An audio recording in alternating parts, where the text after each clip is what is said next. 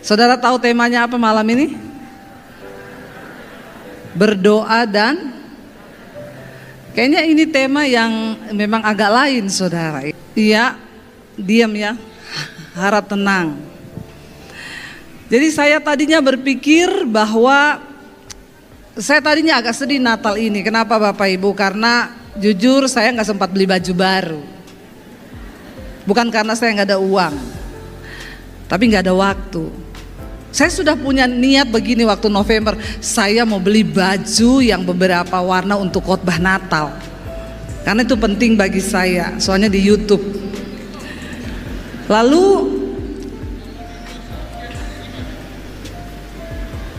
ya jangan terganggu dengan suara yang di sana ya. Lalu ketika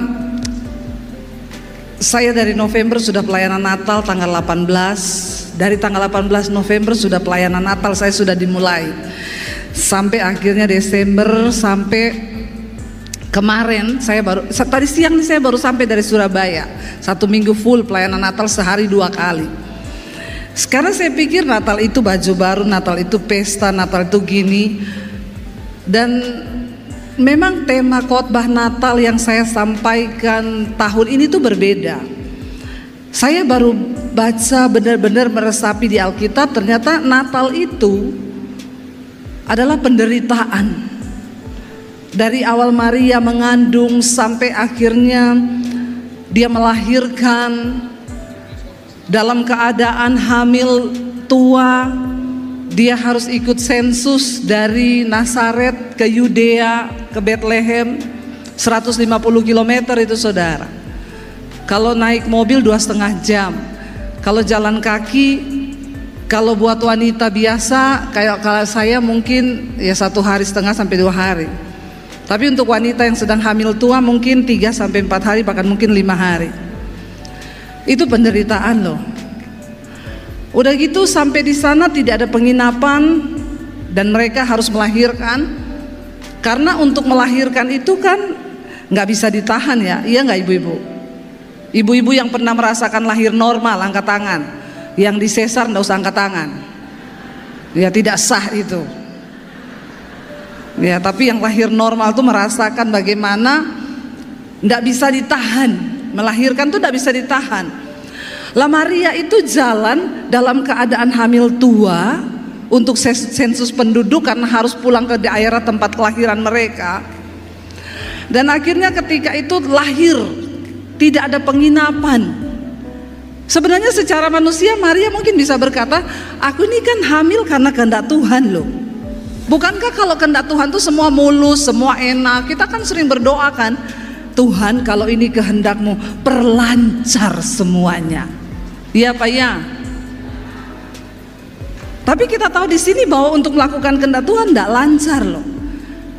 Mungkin Maria bisa berkata begini, ya kalau ini memang kehendak Tuhan, kenapa di saat dia 9 bulan baru Kaisar mengadakan sensus? Kenapa nggak waktu umur kandungannya 2 bulan gitu? Kan lebih enak jalan kan? Tapi itulah kehendak Tuhan, kita nggak bisa mengerti. Saya mau tanya ibu-ibu di sini, kalau kau hamil 9 bulan tinggal tunggu waktu, terus sama suamimu diajak jalan, nggak usah sampai 3-4 hari lah, 1 hari, mau nggak ibu-ibu? Ibu-ibu mau nggak? Makanya namamu bukan Maria, karena kau nggak mau, Tuhan sudah tahu itu.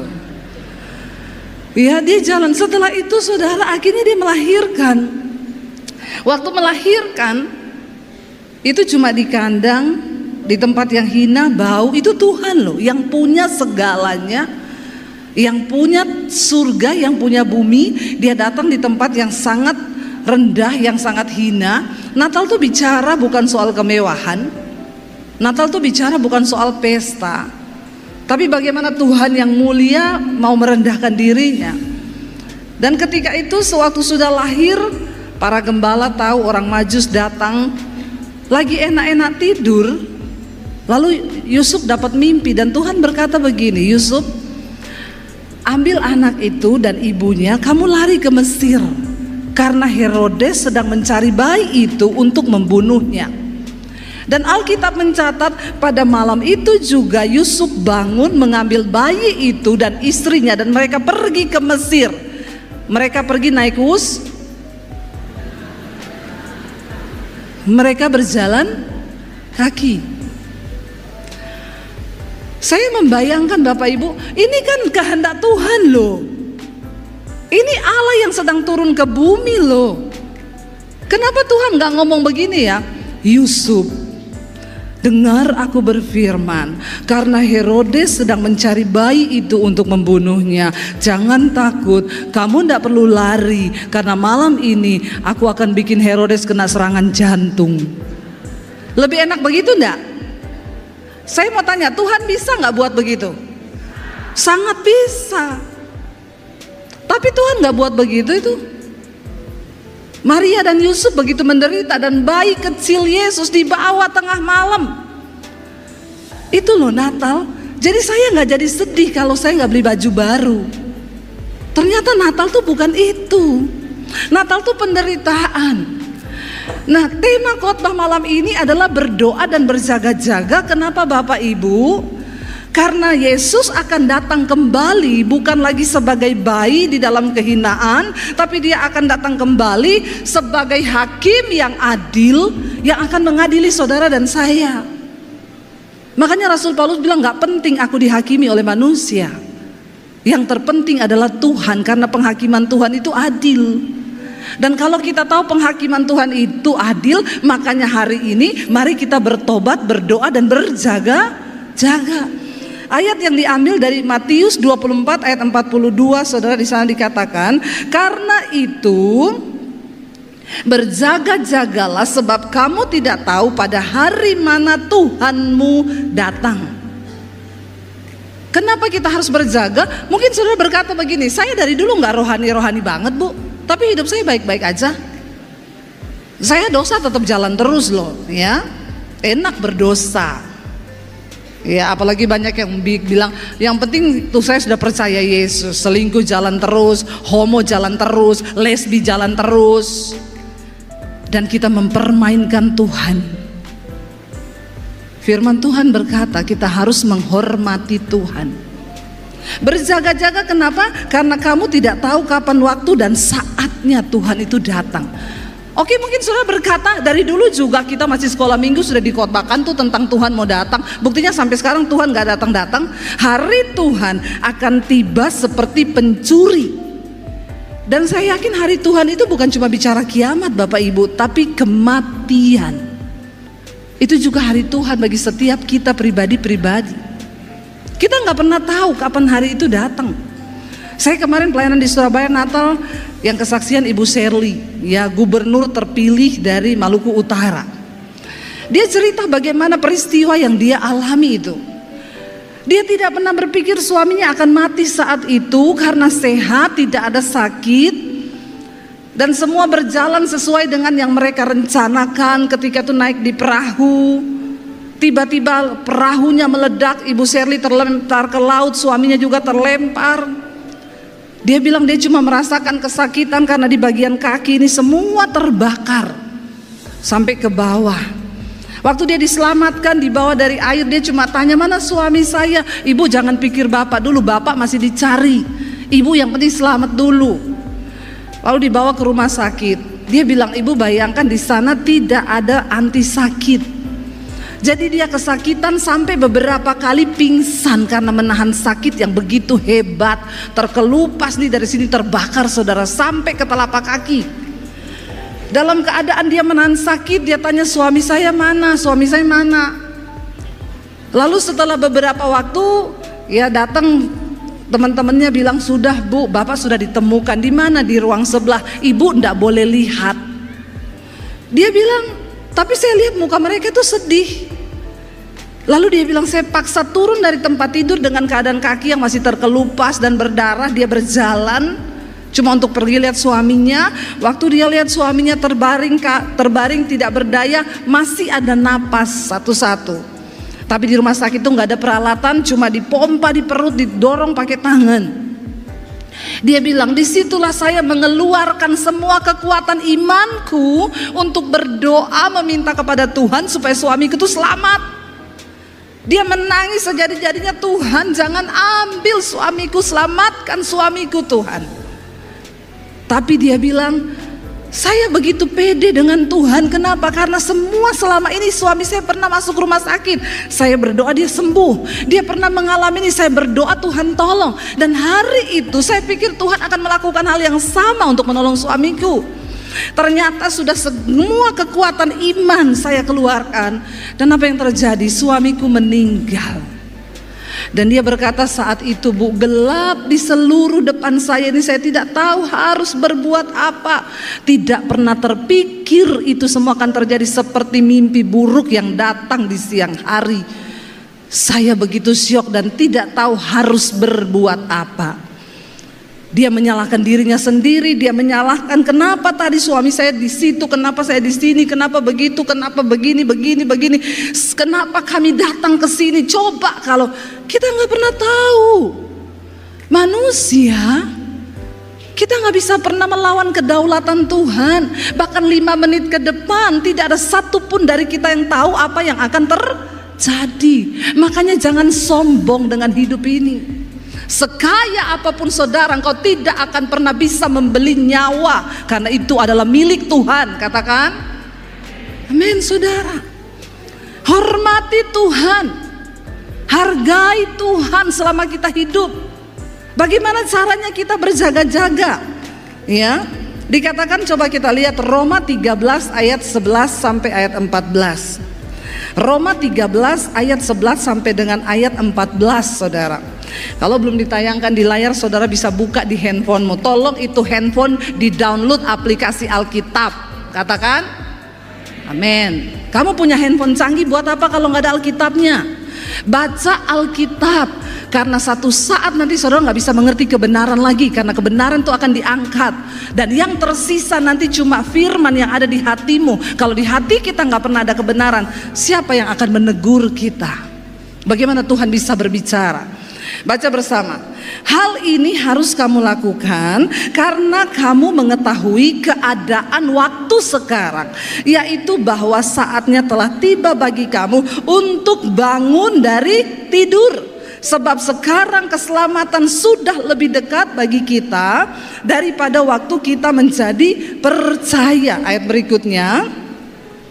Sebab apa dikatakan? Hari sudah jauh malam, ya, dan telah hampir siang. Sebab itu marilah kita menanggalkan perbuatan-perbuatan kegelapan dan mengenakan perlengkapan senjata terang. Ayat 13. Marilah kita hidup dengan sopan seperti pada siang hari. Jangan dalam pesta pora dan kemabukan. Jangan dalam percabulan dan hawa nafsu. Jangan dalam perselisihan dan iri hati.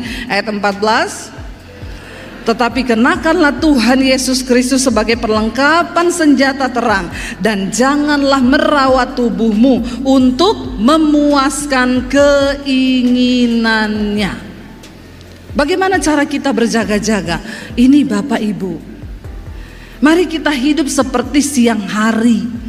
Ya, orang-orang siang itu di dalam terang, terlihat semuanya. Tapi orang-orang malam yang tinggal dalam kegelapan, semuanya gelap, tersembunyi. Mari kita berjaga-jaga, berdoa dan berjaga-jaga. Buang segala kegelapan itu, dikatakan. Ya, tadi dibilang di sana apa? Buang itu semua kenajisan, percabulan, perbuatan-perbuatan kegelapan. Tetapi kenakanlah ya semua itu di dalam terang seperti pada siang. Jangan dalam pesta pora. Ya, orang tuh kalau kebanyakan pesta lupa Tuhan. Iya Pak ya. Ya, jangan terlalu banyak pesta. Sering-seringlah pergi ke rumah duka, ke tempat orang mati, supaya kau bisa bayangkan satu saat tubuhmu akan terbujur kaku di dalam peti. Ini kok berita Natalnya mengerikan ya. Lebih bagus kita dengar yang begini supaya hidup ini berjaga-jaga. Kita nggak akan pernah tahu apa yang akan terjadi 5 menit ke depan. 5 menit ke depan seperti Bu Shirley bilang, saya tidak bayangkan Bu, benar-benar di luar pemikiran. Dia cuma mau pergi tidur, tiba-tiba hal itu terjadi. Lalu dikatakan di sana, mari kita hidup dengan sopan, jangan dalam pesta pora, kemabukan, jangan dalam percabulan, hawa nafsu. Ya, mari kita tinggalkan semua itu. Dalam perselisihan, iri hati, tapi kenakanlah Tuhan Yesus.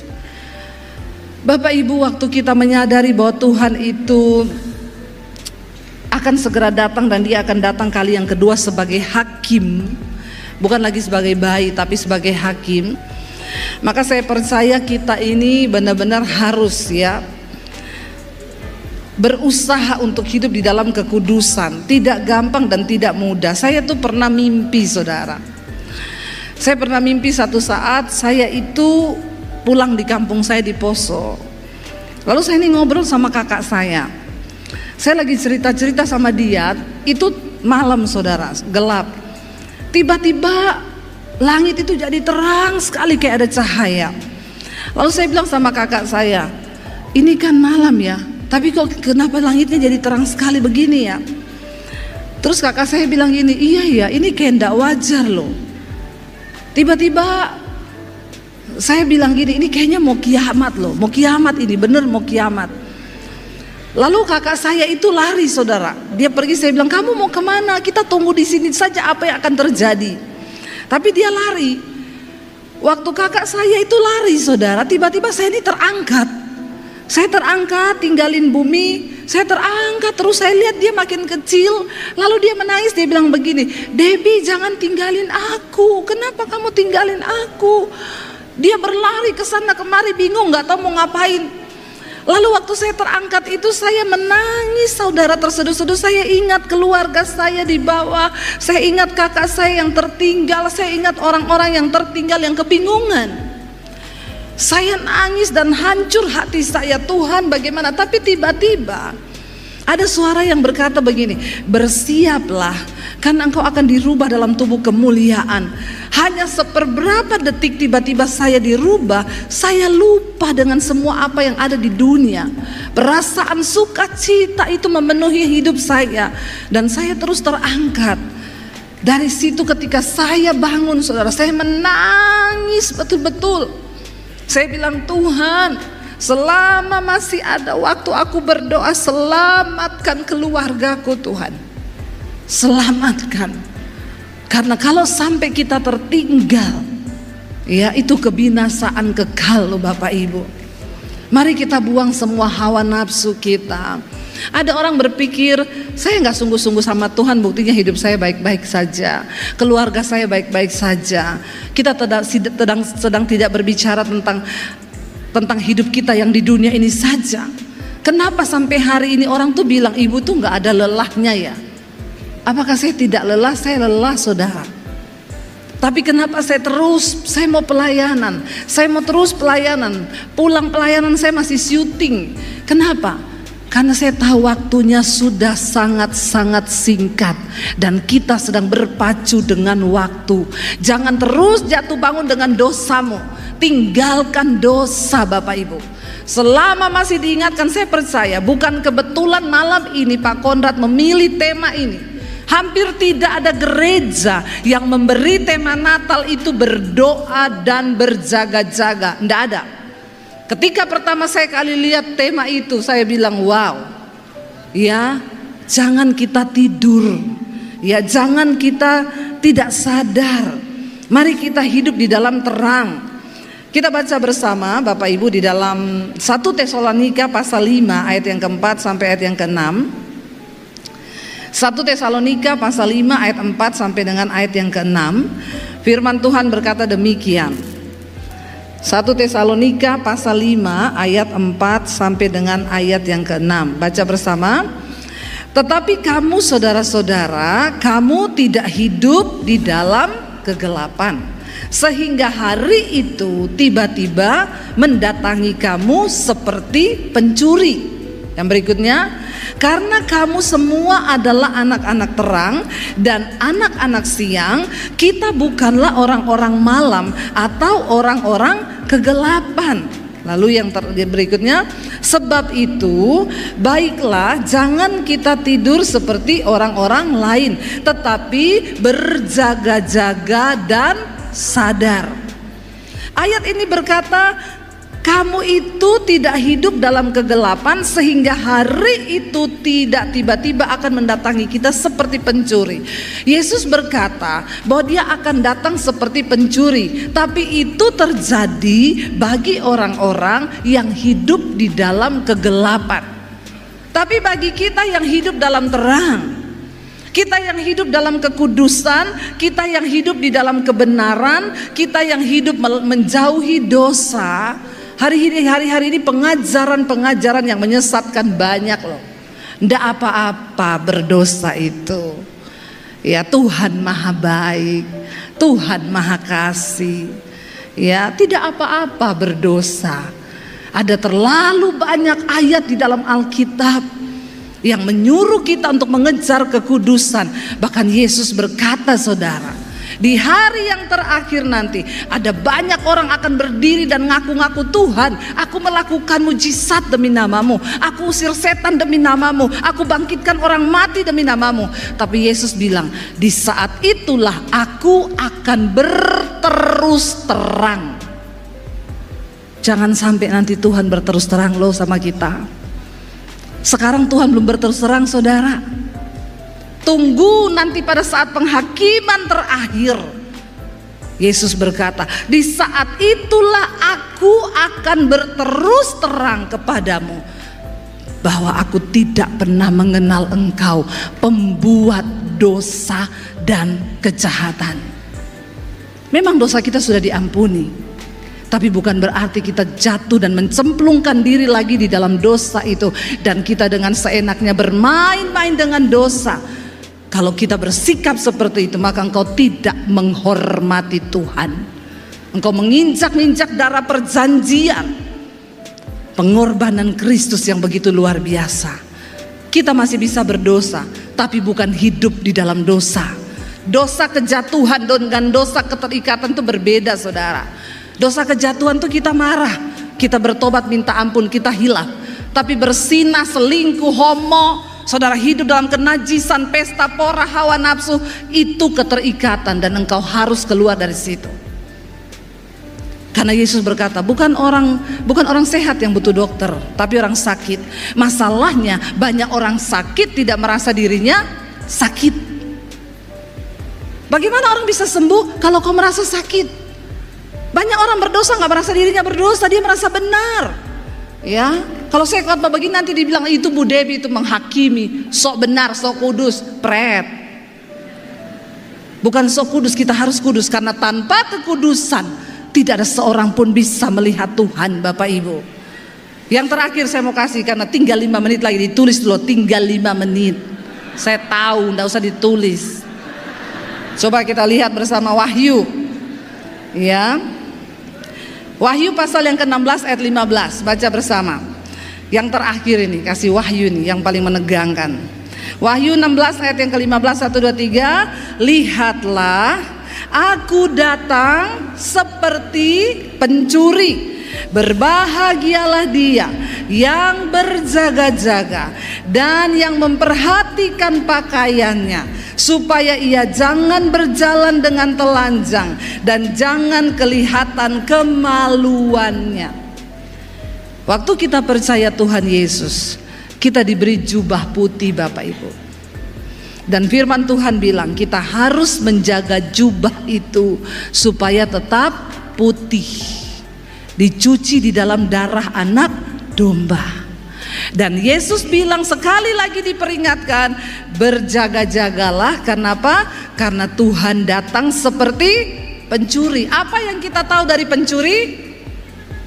Kita nggak pernah tahu dia datang kapan. Tidak ada pencuri yang mau mencuri telepon dulu, halo Pak Kondrat, nanti malam saya mau ke rumah Bapak. Mau ngapain? Mau nyuri.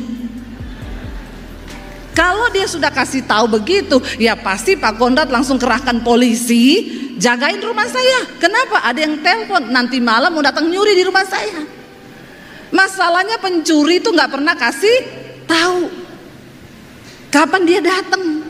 Jangan merasa aman Bapak Ibu. Di saat semuanya kelihatan baik-baik saja kata Tuhan, maka saat itulah dia datang.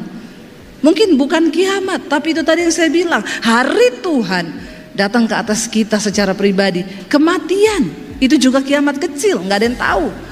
Jangan merasa sehat loh. Kemarin saya ada di Instagram orang nulis gini, saudara, kalau Anda berolahraga 1 jam 1 hari itu akan menambah umur 3 menit. Saya langsung komen di situ, hey, sehat di tangan kita, umur di tangan Tuhan. Jangan pernah bilang akan menambah umur 3 menit, 6 menit. Maaf, umur di tangan Tuhan. Biar kau bebas kolesterol, kau bebas apa segala macam. Kalau hari ini dipanggil Tuhan, mati. Buktinya ada atlet gym yang mati ketiban alat berat di gym. Bener gak saudara? Berotot, kering, tidak ada lemak, sehat. Matinya ketiban alat berat.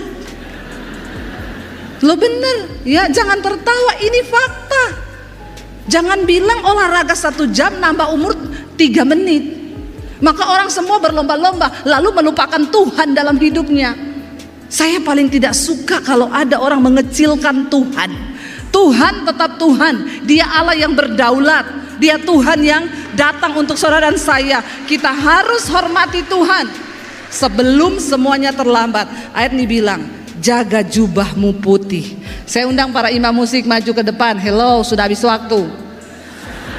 Ngapain mereka di belakang tuh ya? Bapak Ibu, mari ya. Ini tema yang luar biasa malam ini. Kita ada di penghujung tahun 2024. Banyak orang yang sudah tidak bisa masuk sampai ke penghujung tahun ini. Banyak orang yang tidak lagi bisa melihat tahun 2025. Kalau Tuhan masih izinkan kita ada di penghujung tahun ini. Pemusiknya lagi makan, khotbah diteruskan 10 menit lagi. Puji Tuhan, haleluya 12 kali. Ya, tepuk tangan buat Tuhan Yesus. Saudara masih mau setengah jam? Saya enggak mau. Anda puas, saya lemes. Jadi Bapak Ibu ya, ayo kita berlomba kejar perkenanan Tuhan yuk. Biar orang bilang sok suci, sok kudus, berlari saudara. Ya, karena keselamatan itu harus dikerjakan. Jangan santai, berlari. Buang semua yang bisa kita buang. Alkitab bilang, tanggalkan beban dan dosa yang merintangi engkau untuk mencapai panggilan surgawi itu. Pelan-pelan. Waktu kita mau hidup kudus, maka Tuhan pasti akan memampukan kita. Kita bangkit berdiri bersama. Kalau ku hidup bagimu.